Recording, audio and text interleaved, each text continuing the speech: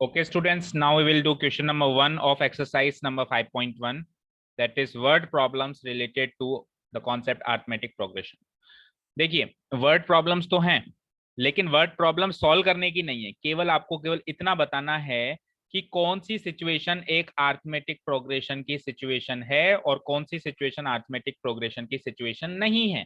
मतलब हर एक word problem में एक सीरीज बनने वाली है, इसमें भी एक सीरीज बनेगी, इसमें भी एक सीरीज बनेगी, इसमें भी बनेगी और इसमें भी बनेगी। कोई जो सीरीज बनेगी उसमें से कोई एक सीरीज एपी होगी और कोई नहीं होगी।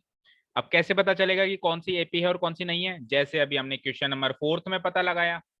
क्वेश्चन नंबर 4 में हमने कैसे पता लगाया कि एपी है या नहीं? बताओ, बोलो, आप ही ने किया ना अभी, बताओ कैसे पता लगाया कि एपी है या नहीं है? क्वेश्चन नंबर 4 में हमने कॉमन डिफरेंस। क्या? Common difference. अगर कॉमन डिफरेंस हर एक केस में सेम है तो वो है, नहीं तो नहीं है। ऐसे पता लगाया? Yes sir. तो वही काम Yes, में करेंगे।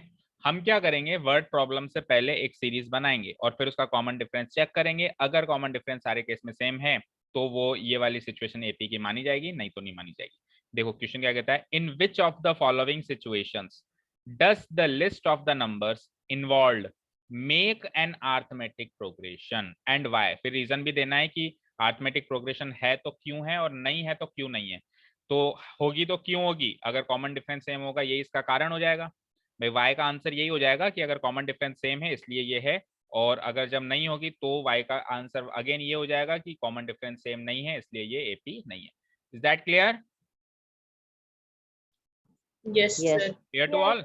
चलो शुरू करते हैं। पहला question, the taxi fare after each kilometre when the fare is ₹15 for the first kilometer and ₹8 for each additional kilometer। ये क्या कह रहा है कि पहले किलोमीटर का जो फेयर, समझते हो फेयर मतलब क्या होता है? फेयर नहीं पता किसी को? Yes sir. किराया। किराया या भाड़ा, टैक्सी का किराया, टैक्सी का भाड़ा, ठीक है। तो टैक्सी में बैठने का जो किराया या भाड़ा है पहले किलोमीटर के 15 रुपए लगेंगे। सपोज करो आप बैठ गए टैक्सी में, अब आप टैक्सी में बैठ गए, ठीक है। टैक्सी में बैठते ही, अंदर बैठते ही सबसे पहले आपको 15 रुपए देने पड़ेंगे। मतलब पहले किलोमीटर, 1 किलोमीटर आपने ट्रैवल कर लिया, आपको 15 रुपए देने पड़ेंगे। लेकिन जैसे जैसे आप ज्यादा ट्रैवल करोगे, जैसे जैसे आप ज्यादा ट्रैवल करोगे तो ज्यादा ट्रैवल करोगे तो आप कई बार डिस्काउंट नहीं मांगते। अपन जाते हैं ना शॉपिंग मॉल में, तो कहते हैं देखो आपके रेगुलर कस्टमर हैं, इतना सारा सामान ले रहे हैं, थोड़ा तो डिस्काउंट दो। जैसे सब्जी वाले से भी अपन करते हैं ना बार्गेनिंग, तो फिर आप भी अंदर बैठ के बार्गेनिंग करोगे टैक्सी में कि मैं तो इतना दूर जा रही हूँ, थोड़ा तो कम करो। तो उस चक्कर में उसने क्या कहा कि पहले किलोमीटर के तो 15 रुपए लूंगा, लेकिन आगे जितने भी और किलोमीटर आप चलोगे तो हर एक किलोमीटर के 15 ना लगे 8 रुपीज ही वो लेगा। समझ में आया? Yes sir. पहले पहले किलोमीटर के 15 रुपए, फर्स्ट किलोमीटर के 15 रुपए, फिर सेकंड किलोमीटर के 8 रुपए लेगा, एंड थर्ड किलोमीटर के भी वो 8 रुपए ही लेगा, और जितने भी आप चलोगे एंड सो ऑन, चलते जाओ, जितने भी चलते जाओगे 8-8 रुपए हर एक किलोमीटर के बढ़ते जाएंगे। Is that clear? अब ये जो सीरीज बनी है क्या ये एपी बनी है क्या? सोचो, क्या ये एपी बनी है क्या? नहीं बनी? No sir. सुनो, किलोमीटर के किराए के हिसाब से तो ये एपी नहीं बनी, लेकिन मुझे किलोमीटर का किराया जो है वो लिस्ट में मुझे अरेंज क्या करना है वो सोचो। 15, 8, 8, 8 ये चीज मुझे लिस्ट में अरेंज थोड़ी ना करनी है, मुझे तो टोटल फेयर अरेंज करना है।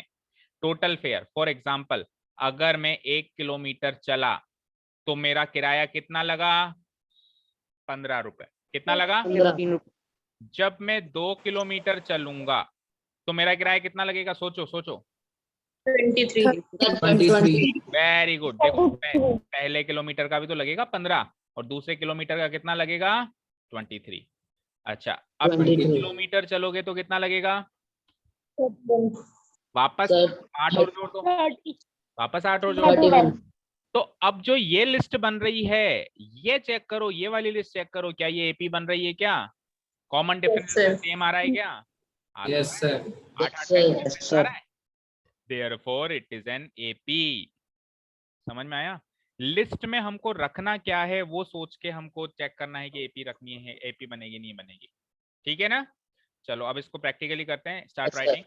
क्वेश्चन नंबर फर्स्ट का फर्स्ट पार्ट है। हम क्या मान लेंगे, हम मानेंगे कि हमको गिवन है, sorry, it is given that, start writing everyone, notes and class में किया हुआ काम हर एक स्टूडेंट का पूरा होना चाहिए। Hello,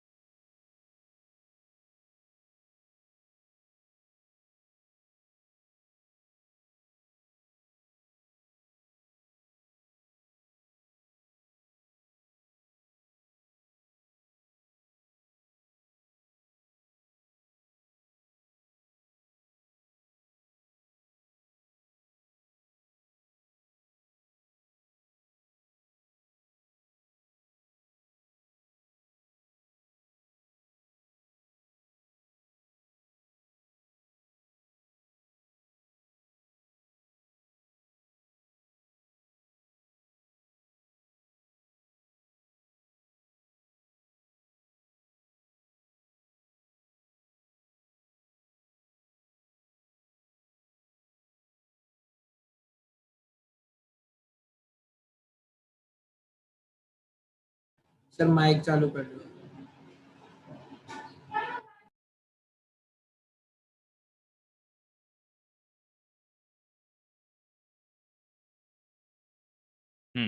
fair for the first kilometre ₹15। ठीक है,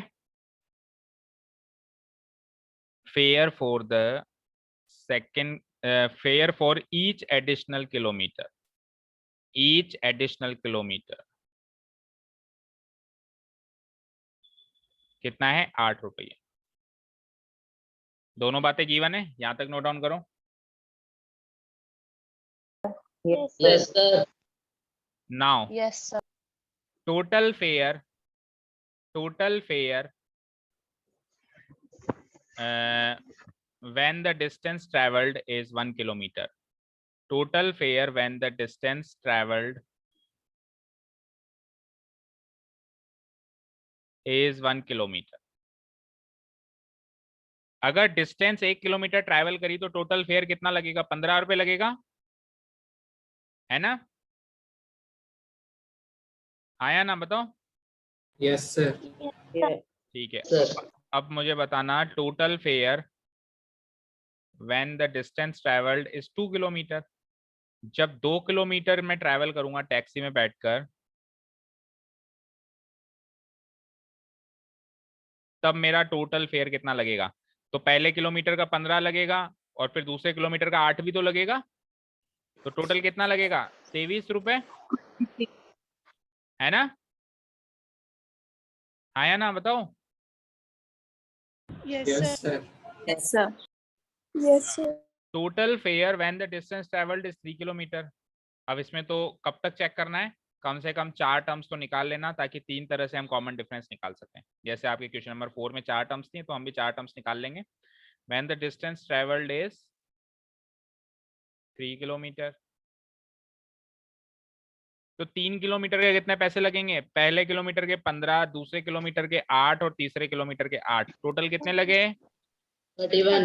31। और एक बार और निकाल लो बस। And total fair when the distance traveled is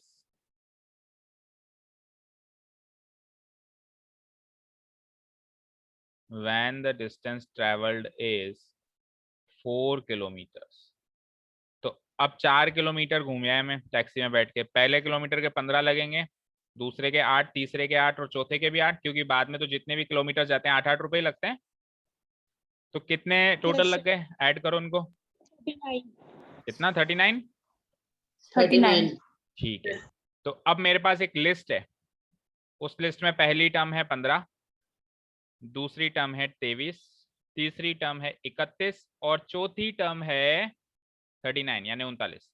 मुझे चेक करना है ये लिस्ट ऑफ नंबर्स जो है ये एपी बनाती है या नहीं बनाती है, ठीक है ना।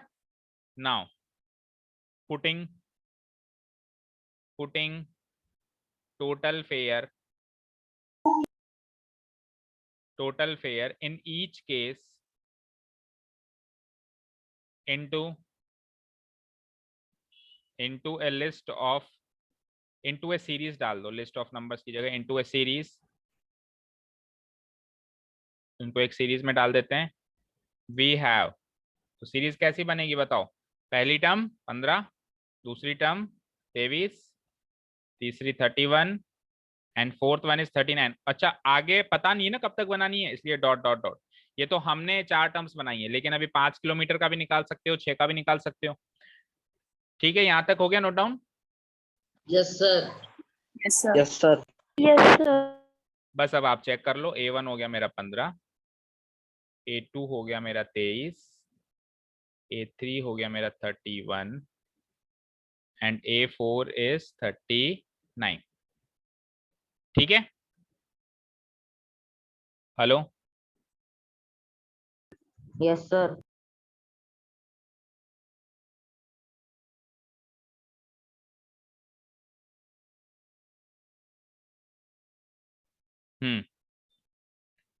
नाउ कॉमन डिफरेंस निकाल लो तीनों ही केस में।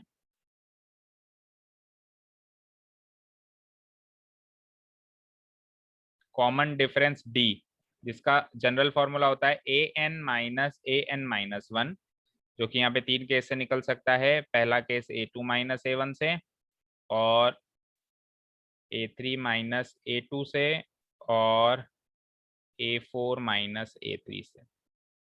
तो A2 क्या है मेरा 23, 23 माइनस 15, A3 क्या है बेटा 31 माइनस A2 क्या है 23, और A4 क्या है 39, A3 क्या है 31। तो हर जगह से सेम आ रहा है 8 8 8, हर जगह से सेम ही आ रहा है ना, बोलो। Here yes sir. common difference yes sir. same in all the cases,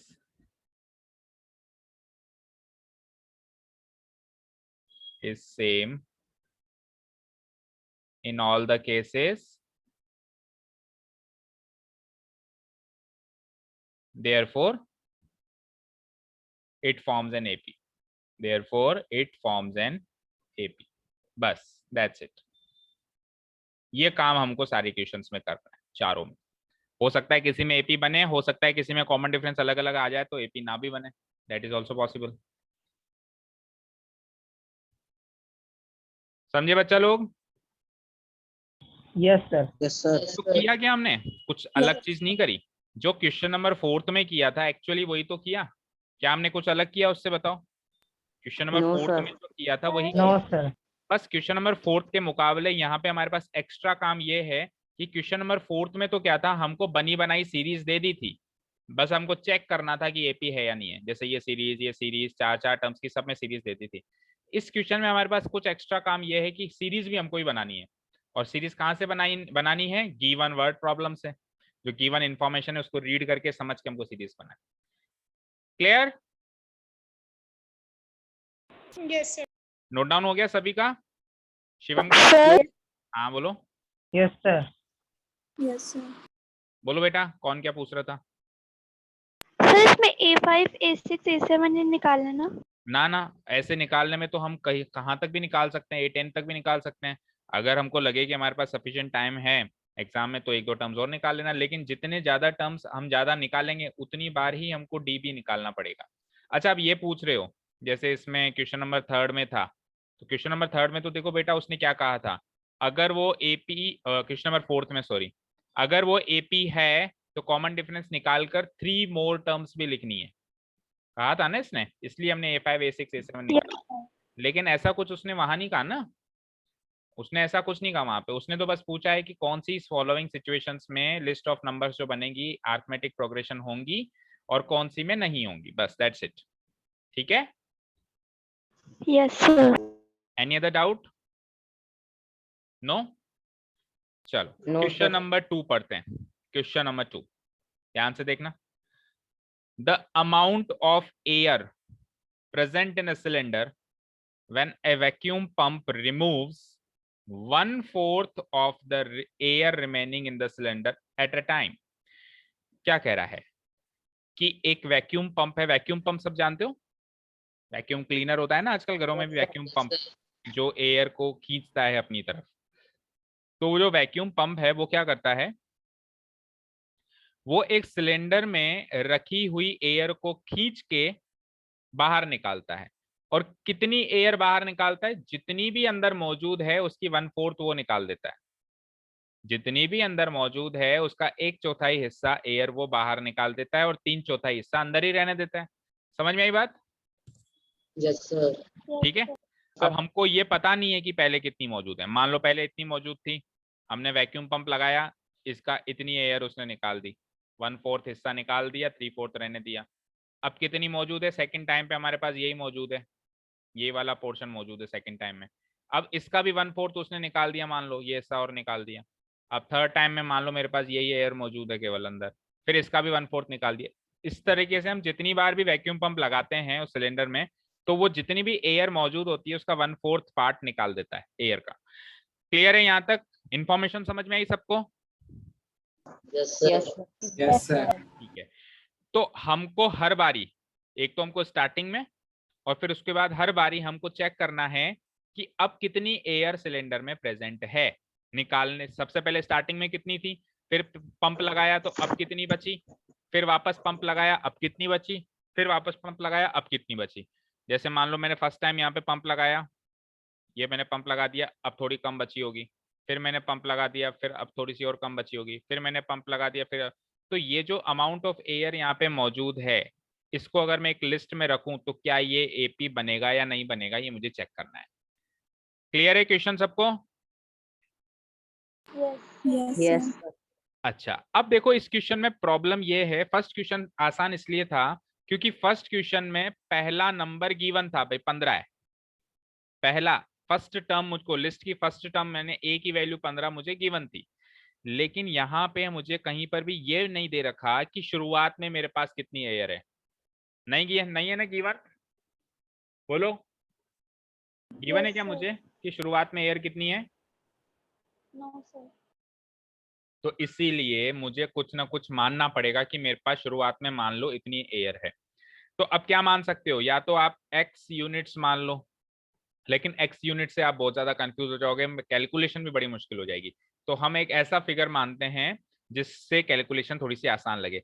भाई 1/4 हम किसका कर सकते हैं आसानी से, तो 1/4 हम 100 का कर सकते हैं। तो हम स्टार्टिंग में 100 यूनिट्स ऑफ एयर मान लेते हैं कि शुरुआत में सिलेंडर में कितनी एयर थी, 100। 100 units. ठीक है, समझ में आया? शुरुआत में हम क्या मान लेते हैं 100। अच्छा 100 भी क्यों मानते हो, सुनो 1000 मानो और ज्यादा मानो, जितनी ज्यादा मानोगे ना उतना हमारी कैलकुलेशन आसान होगी। तो शुरुआत में हम क्या मान लेते हैं कि सिलेंडर में कितनी एयर थी, 1000 यूनिट्स एयर थी। ठीक है, शुरू करें, start writing. Yes sir. Yes, sir. Let the amount of air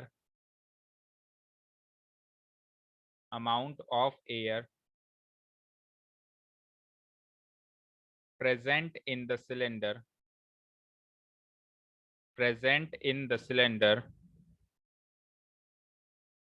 in the starting, शुरुआत में, in the starting B का मतलब मान लो 1000 units, because I do not know much about science, तो मुझे पता नहीं है कि एयर का यूनिट क्या होता है, इसलिए मैंने एयर का यूनिट एज इट इज लिख लिया। आपको आपने से बताया कि किसी को एयर को नापने का यूनिट क्या होता है? Pounds. Pounds. Are you sure? हाँ बोलो, सोनाक्षी पता है क्या? No sir. नहीं पता है तो फिर जब तक श्योर नहीं है तो उल्टा सीधा नहीं लिखेंगे, फिर यूनिट्स ही चलने दो। सुधाकर सर से पूछना। सर मैंने नहीं कहा था काउंट, किसी और ने कहा था। नहीं नहीं, जिसने भी कहा था उसी को कह रहा हूँ मैं भी, मुझे पता है आपने नहीं कहा था। 1000 यूनिट्स, ठीक है। तो सुधाकर सर से कंफर्म कर लेना क्या होती है, फिर उसमें काट कर वो लिख देना जो भी यूनिट वो बताएं। और नहीं भी लिखो तो कोई बात नहीं, क्योंकि मैथ्स के पेपर में ये फर्क नहीं पड़ता है कि हमने साइंस के कॉन्सेप्ट सही से अप्लाई किए कि नहीं किए। साइंस के कॉन्सेप्ट में ये फर्क नहीं पड़ता कि हमने मैथ्स के कॉन्सेप्ट सही से अप्लाई किए नहीं, ठीक है ना। चलो, तो let the amount of air present in the cylinder in the starting be 1000 units, ऐसा हमने मान लिया। नाउ इट इज गिवन, अब हमको क्या दिया हुआ है, it is given that A vacuum pump, वो पूरी पूरी लाइन एज इट इज छाप देते हैं हम, है ना। A vacuum pump removes 1/4 of the air remaining in the cylinder at a time. As it is छाप दो। A vacuum pump, वैक्यूम की स्पेलिंग सही लिखी क्या मैंने, यहाँ सही है। Vacuum pump removes 1/4 of the air remaining in the cylinder, remaining in the cylinder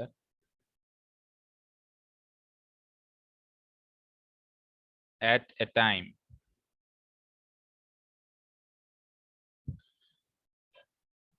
ठीक है, एक काम करो बच्चों, सुनो सुनो, 10,000 यूनिट्स करो, 10,000 यूनिट्स करो। जितना ज्यादा करेंगे उतना कैलकुलेशन करने में मजा आएगा, नहीं तो फिर क्या है वो पॉइंटों में चली जाएगी चीज, छोटी में छोटा करेंगे तो, और फिर हमको ही दिक्कत आएगी। 10,000 यूनिट्स कर लो। हमारा क्या जा रहा है, कितना भी मान लेना भैया, ये तो क्वेश्चन वाले की गलती है, उसको देना चाहिए था स्टार्टिंग में कितनी, अब वो उसने दिया नहीं तो मेरी मर्जी, कुछ भी मानू मैं, है ना। तो उस चीज का फायदा उठाओ, ज्यादा से ज्यादा मानो। 10,000 यूनिट्स, चलो भाई। तो यानी कि 10,000 यूनिट्स तो मेरे पास शुरुआत में। अब मैंने लगा दिया वैक्यूम पंप, ये था मेरा सिलेंडर, ये था मेरा कुछ ऐसा सिलेंडर, इसमें 10,000 यूनिट्स मेरी एयर थी। अब मैंने यहां से लगा दिया एक वैक्यूम पंप, तो ये कितनी एयर खींच लेगा, 1/4 खींच लेगा, है ना। अब 1/4 किसकी खींचेगा, जितनी है उसकी तो खींचेगा। मान लो 10,000 यूनिट्स है तो 10,000 की 1/4 खींचेगा। मान लो 1,000 यूनिट्स है तो 1,000 की 1/4 खींचेगा। जितनी भी अंदर मौजूद है उसी की तो 1/4 खींचेगा ये।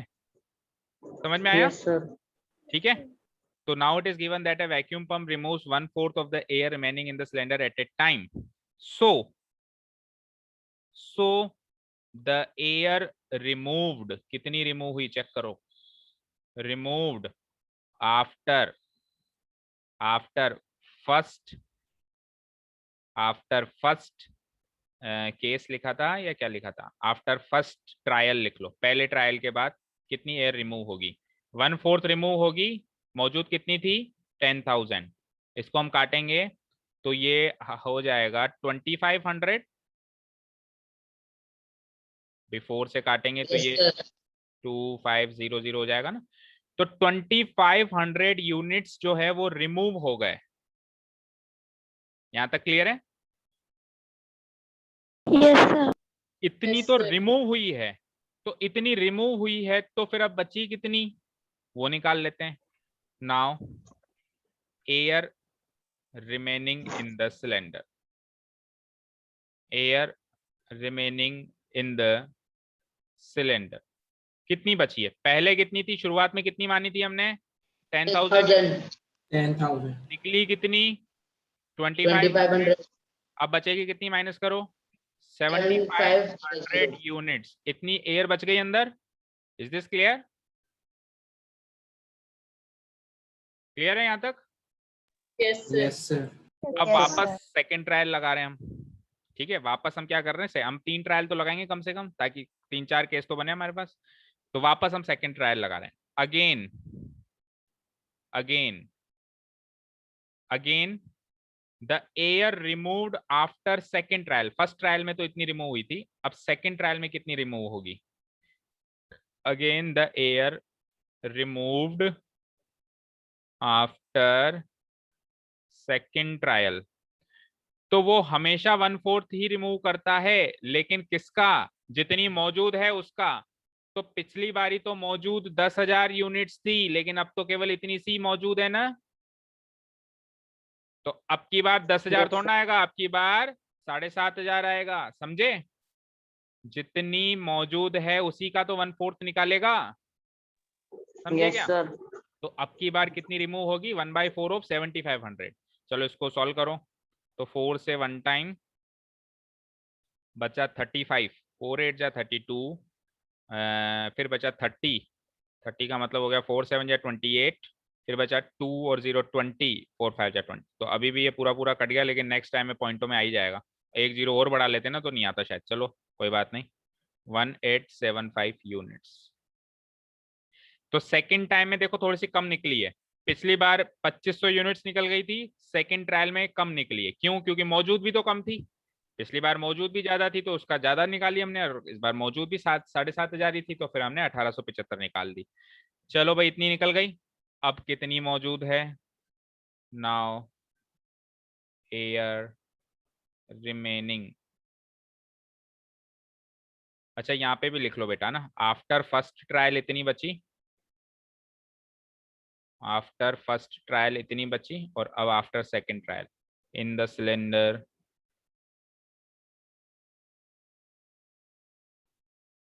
After second trial. तो पहले कितनी बची थी बचाओ, फर्स्ट ट्रायल के बाद कितनी बची थी, बोलो। 7,500। और अब सेकंड ट्रायल में निकाली कितनी, 1875। माइनस करो।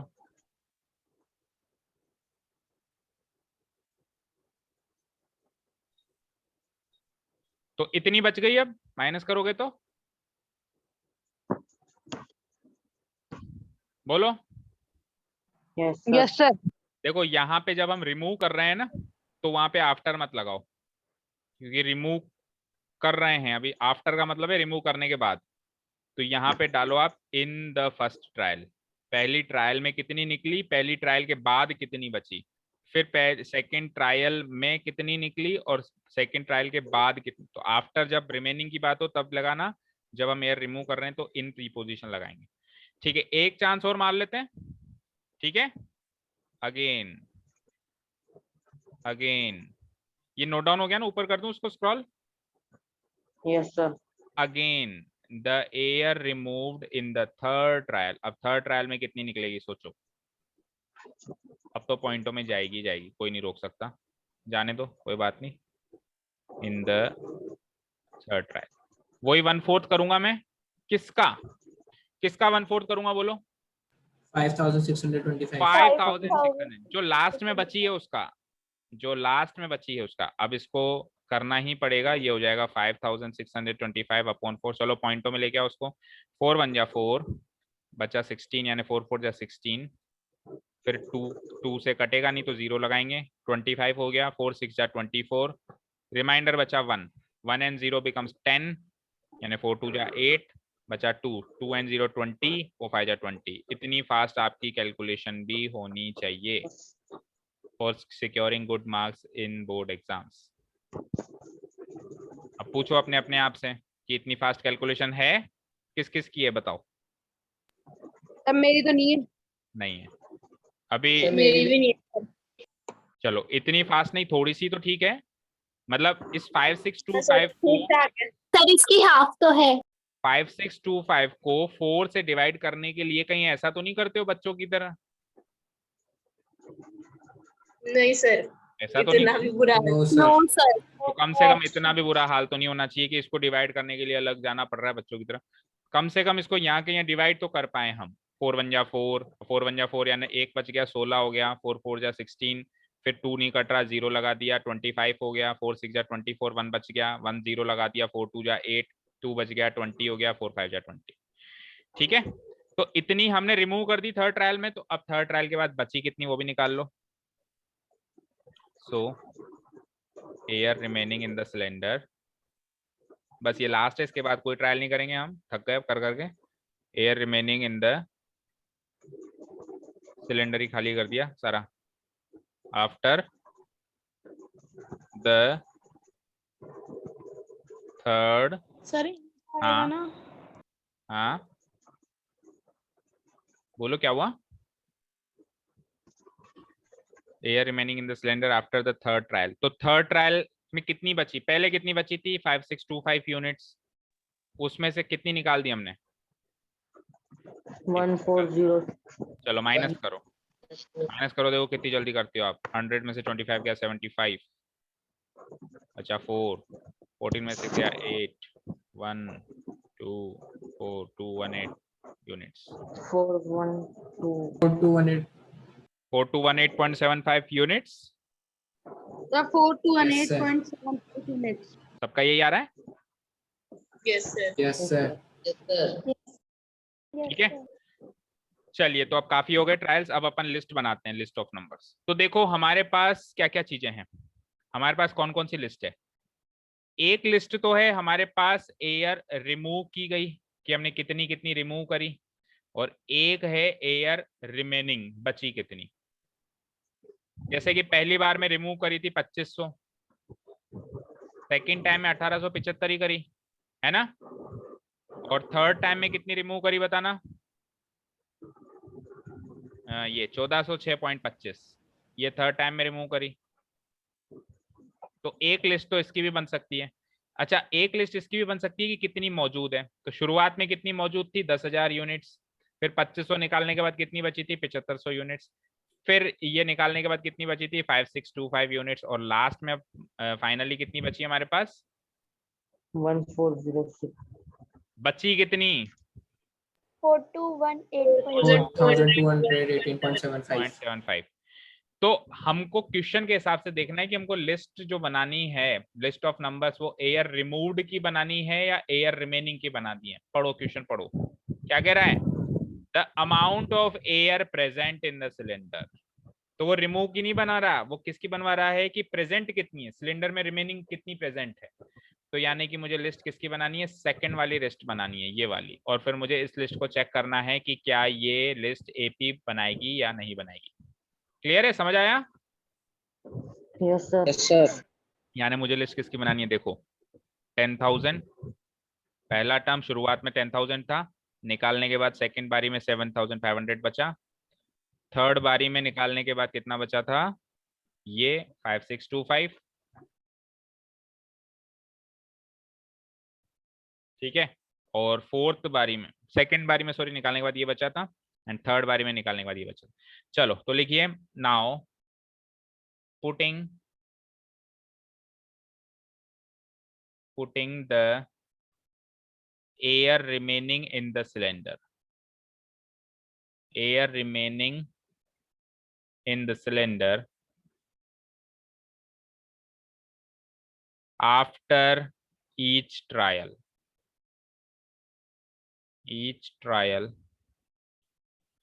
in a series।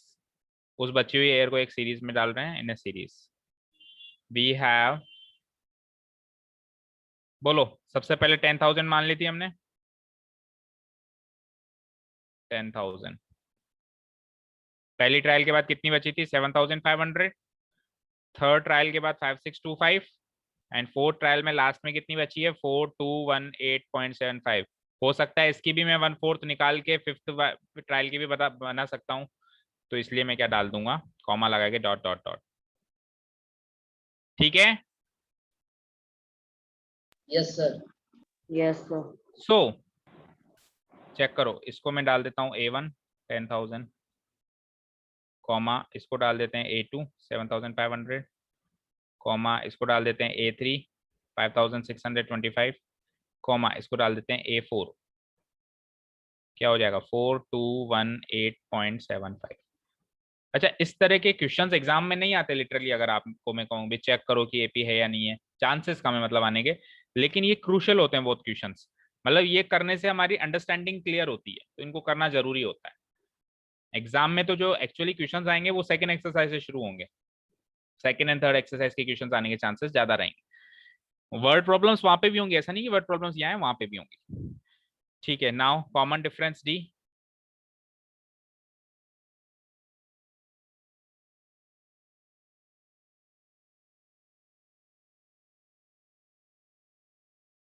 Common difference D. बोलो क्या फॉर्मूला होता है, किस किस को याद है बोलो। an minus an minus a an n minus minus a n minus, minus 1. ठीक है, a n minus a n minus 1, ठीक है। ये हो गया हमारा कॉमन डिफरेंस का फॉर्मूला। तो यानी कि हमारे पास 4 केस है, तो ये फॉर्मूला डिवाइड हो जाता है 3 केस में, मतलब 4 टर्म्स हैं तो वो 3 केस में डिवाइड हो जाता है, a2 माइनस a1 और a3 माइनस a2 और a4 minus a3, a4 minus a3. ठीक है। तो a2 क्या है बोलो, बोलो बोलो क्या है a2, 7500 माइनस a1 क्या है 10,000 और a3 क्या है 5625 शायद है ना, यही है, और a2 क्या है 7500 और a4 लास्ट वाला कितनी रिमेनिंग बची थी देखो 4218.75, 4218, अगर हम 2 0 और लगा देते ना तो ये 0.75 भी नहीं आता। अभी 2 जगह पहुंचे छोड़ के पॉइंट आ रहा है, अगर हम और थोड़ा बड़ा फिगर मान लेते 1 लाख यूनिट्स या 10 लाख यूनिट्स मान लेते स्टार्टिंग में तो ये भी नहीं आता। तो 4218.75 माइनस a3 कितना आया था 5625। चलो भाई तीनों केस में माइनस करो, 7500 माइनस 10,000 क्या होता है minus 200. minus हाँ यार 2500 वेरी गुड, माइनस 2500, एक्सपेक्टेड नहीं था, सबसे पहले दिव्यांग ने आंसर दिया और वो भी करेक्ट दिया है। देखो 7500 में से 10,000 माइनस करना है तो पहले तो इन दोनों का डिफरेंस देख लो 2500, और दूसरी बात क्या है ये छोटा है ये बड़ा है, तो छोटे में से बड़ा नंबर माइनस होगा तो माइनस का साइन लगेगा। चलो सेकेंड एंड थर्ड केस में भी माइनस करो और मीटिंग को लीव करके भी वापस आओ because it is about to over, जल्दी से Yes. बोलो 5625 माइनस 7500 निकाला किसी ने, minus Sir, 1875 875 सुनाई नहीं दिया, फिर से बोलो माइनस का 1875. 775 ठीक है। और इसको माइनस करके बताना जरा क्या आएगा, आएगा तो माइनस का ही क्योंकि हर केस में छोटे में से बड़ा माइनस हो रहा है। minus 1416.25 अब आपने एक चीज एनालाइज करी, यही तो एयर निकाली थी हमने यार तीनों केसों में, Yes sir. यही निकाली थी ना, तो थोड़ा बहुत कनेक्शन तो होता ही है उस चीज का, जैसे पिछले केस में कॉमन सर डिफरेंस। हमारे हाँ सर ये 1406 आ रहा है 1406 आएगा सॉरी 1406 ही आएगा, वो तो जितना ऊपर आया था ना रिमूव किया हुआ उतना ही आएगा, Sir, तो ये not equal to 0 होगा, वो AP होगा सर. नॉट एपी होगा ये है ना। तो हर बार कॉमन डिफरेंस अलग अलग आया, ठीक है। देखो Yes, sir. ये कोई प्रॉब्लम नहीं है कि कॉमन डिफरेंस नेगेटिव आ रहा है, कॉमन डिफरेंस नेगेटिव भी आ सकता है, प्रॉब्लम ये है कि ये अलग अलग आ रहा है, ये सेम आना चाहिए। जैसे मान लो यहाँ -10 है तो यहाँ पे भी -10 और यहाँ पे भी -10 आना चाहिए, इससे नेगेटिव भी आ जाए कोई दिक्कत नहीं, लेकिन क्या होना सेम आना चाहिए, बट सेम नहीं है ना यहाँ पे। Here Yes sir. Common difference is not same in all the cases, D is not same in all the cases, so it does not form an AP, so it does not form an AP. Clear? Yes Yes, sir. sir. Sir. ठीक है जी। Sir हम अगला वाला हाँ अगला वाला आपको लोगों को ही करना है, मैं एक बार बस आपको ब्रीफ कर लेता हूँ। 3rd and 4th होमवर्क है, 2 मैंने करवा दिया, अब 2 तो करोगे, वो सारे मैं थोड़ा ना कराऊंगा, अल्टीमेटली एग्जाम मुझे थोड़ा ना देना है, तुम लोगों को देना है।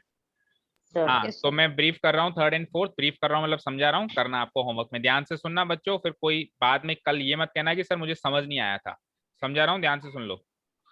पहले 3rd सुनो, the cost of digging, digging का मतलब क्या होता है, खुदाई करना. खोदना, किसी को खुदाई सर.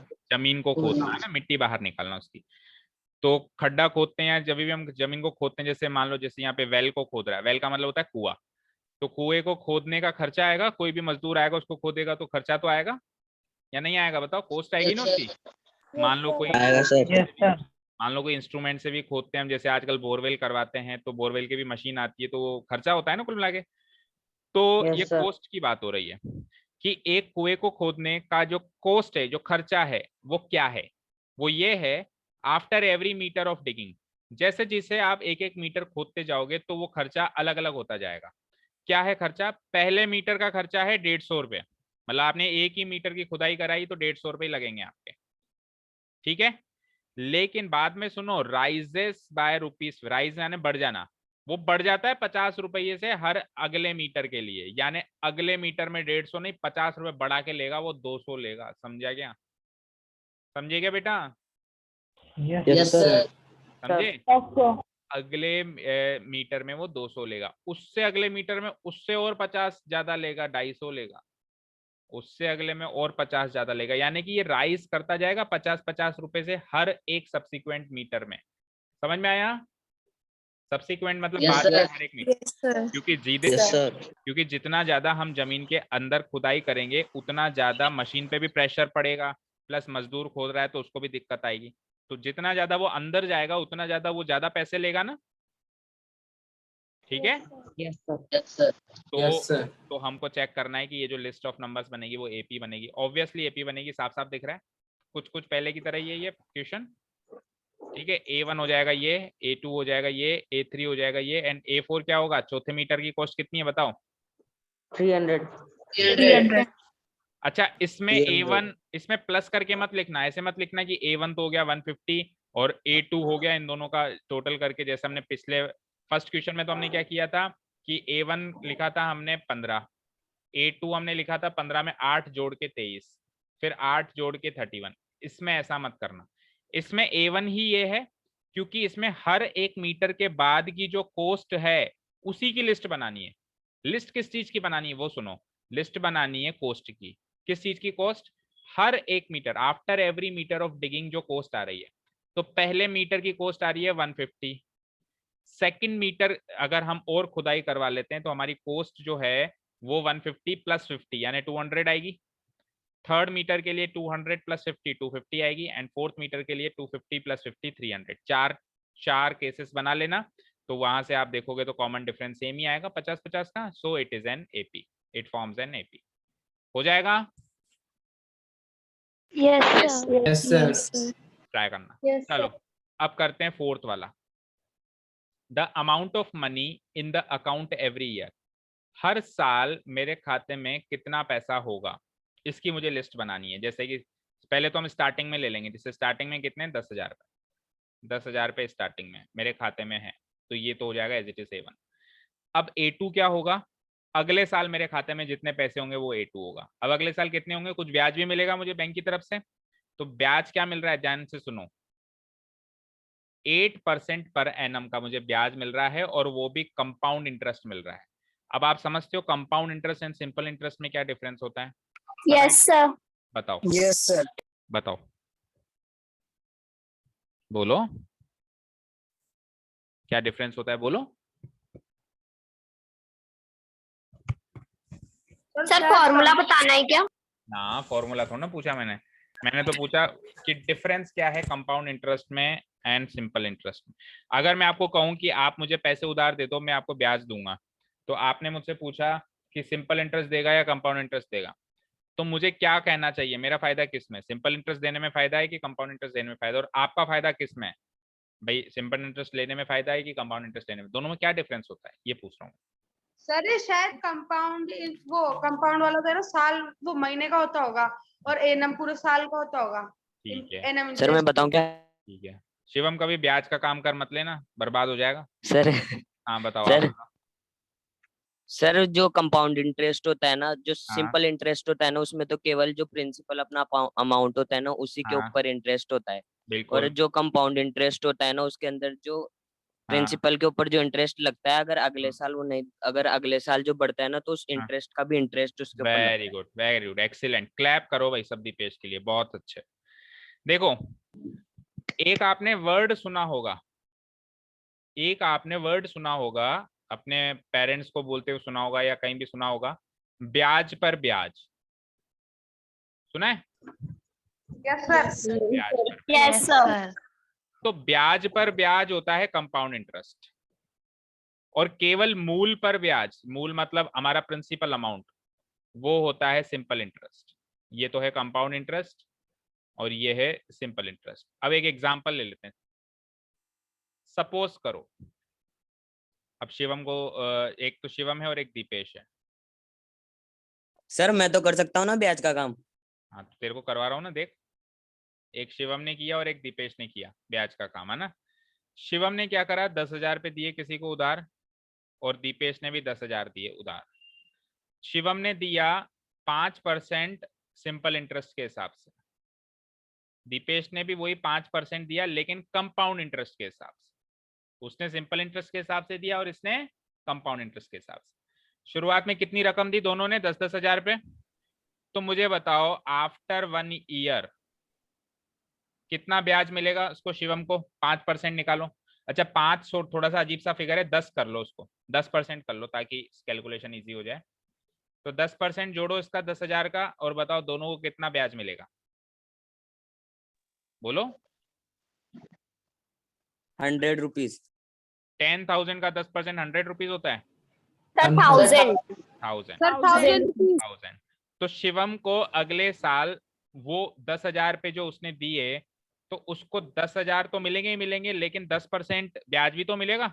यानी शिवम की रकम अब 11,000 पे हो चुकी है और दीपेश की रकम भी 11,000 पे हो चुकी है। पहले साल में कोई फर्क नहीं पड़ता, याद रखना। जब भी हम कंपाउंड इंटरेस्ट और सिंपल इंटरेस्ट का डिफरेंस देखते हैं तो पहले साल में तो कोई फर्क ही नहीं पड़ता, दोनों में सेम अमाउंट ही आता है। लेकिन after second year, after 2 years क्या होगा।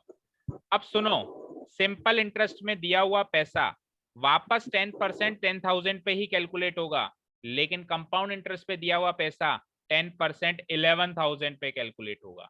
यानी कि इस 11,000 के अंदर 10,000 और 1,000 दोनों है ना, तो इसके ब्याज पर भी इसको ब्याज मिलेगा। जो इसका ब्याज इसको मिला था पहले साल के बाद उस पर भी 10% कैलकुलेट होकर इसको अगले साल मिलेगा। जबकि शिवम ने सिंपल इंटरेस्ट में दे दिया तो शिवम का जो ब्याज मिला 1,000 वो तो एज इट इज रहेगा। इसका इंटरेस्ट हमेशा 10,000 पे ही कैलकुलेट होगा, चाहे से 4 साल के बाद कैलकुलेट करें, चाहे से 5 साल के बाद कैलकुलेट करें, चाहे से 6 साल के बाद। समझ आया क्या डिफरेंस? Yes sir. समझ में आया? तो चलो कैलकुलेट करो। इसको तो 10% 10,000 पे ही मिलेगा, यानी वही 1,000 पे मिलेंगे। यानी इसकी रकम क्या हो गई, 11 और 1 12,000 हो गई।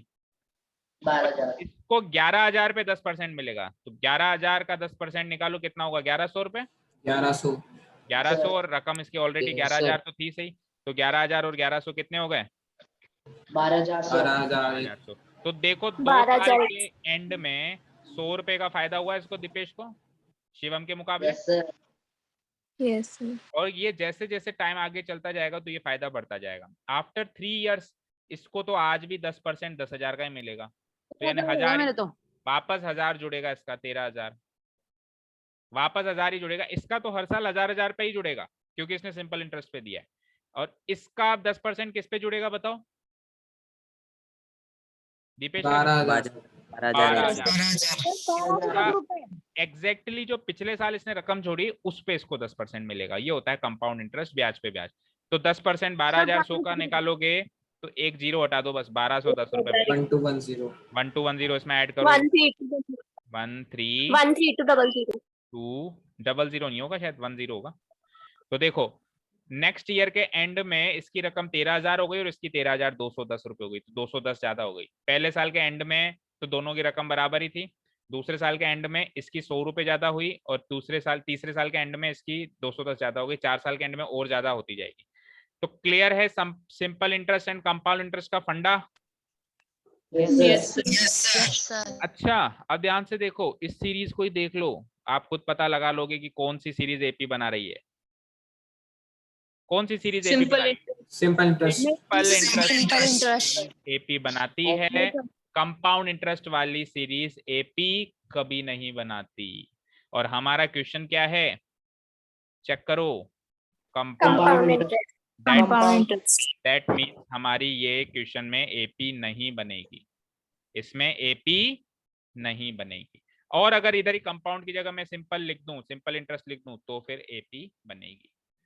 क्लियर है सभी को? यस सर और ये जो सीरीज बन रही है यहाँ पे, ये जो सीरीज बन रही है एपी नहीं बन रही है। आप 11th क्लास में सीखोगे, इस सीरीज को बोलते हैं GP. Geometric progression, arithmetic progression, geometric progression. लेकिन उसके बारे में ज्यादा मत सोचो, बस इतना ध्यान रखो कि ये भी एक सीरीज बन रही है, लेकिन ये सीरीज कौन सी बन रही है, ये जीपी बन रही है, सिंपल इंटरेस्ट में एपी बनती है। Is that clear? Yes, sir. Yes, sir. Yes, sir. तो हमको आंसर तो पता है कि इसका आंसर नो आएगा, it does not form an AP. लेकिन स्टेप बाय स्टेप कैसे करेंगे? शुरू में तो हम 10,000 पे, देखो हमने भी एग्जांपल 10,000 का ही लिया था, इसने भी 10,000 का ही लिया है। 10,000 डिपॉजिट किए बैंक में, तो पहले स्टार्टिंग में मतलब हम लिखेंगे amount of money in the account in the starting, in the starting amount of money in the account कितना है, ₹10,000। ठीक है। फिर amount of money in the account after 1 year, 1 साल के बाद कितना होगा? 1 साल के बाद कितना होगा बोलो?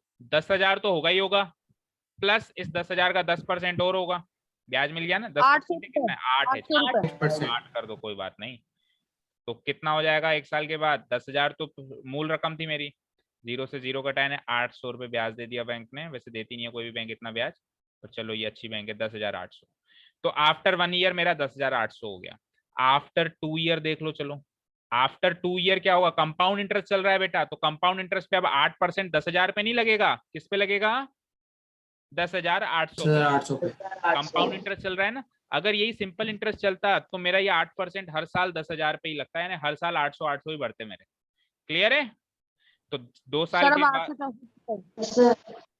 हाँ 2 साल के बाद कितनी रकम हो जाएगी? 10,800 तो थी सही, और इस 10,800 का 8% और जोड़ लो बेटा, 0 से 0, तो ये हो जाएगा 10,800 प्लस 864 रुपए, यानी टोटल रकम कितनी हो गई अब 2 साल के बाद?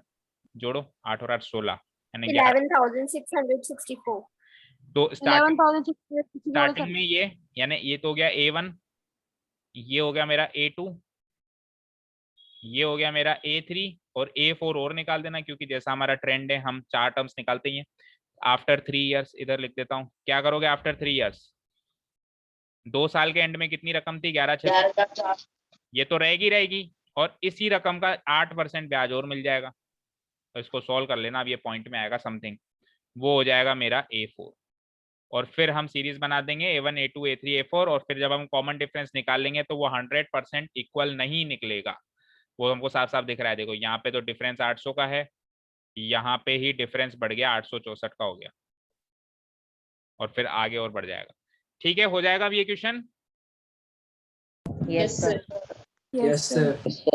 ठीक है, तो करीब करीब तो मैंने ही करवा दिया, अब क्या आपको बस फॉर्मेलिटी तो करनी है। तो कुल मिला के 5.1 एक्सरसाइज मेरी तरफ से कंप्लीट है, ये आज की तारीख में हो जानी चाहिए अपनी अपनी नोटबुक्स में। Is that clear?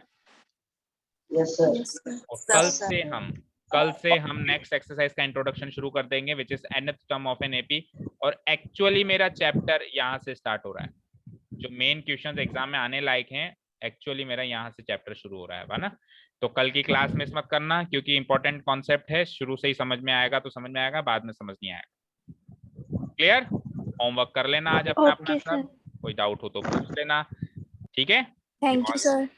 Thank you sir. Welcome. Riya, सब कुछ समझ में आया अच्छे से? रिया? Yes sir. अच्छे से? एंड ऋतिक? Yes, sir. ठीक है। और कौन है नया बच्चा? धैर्य आपको आ रहा है? धैर्य है ही नहीं।